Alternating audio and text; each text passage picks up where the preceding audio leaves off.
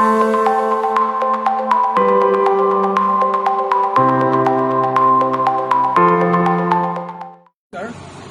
শইকীয়াহাটৰ পৰা কৈছোঁ।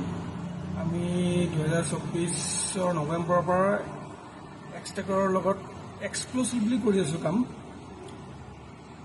বৰ্তমানলৈকে আমি খুব ভালেই পাই আছোঁ।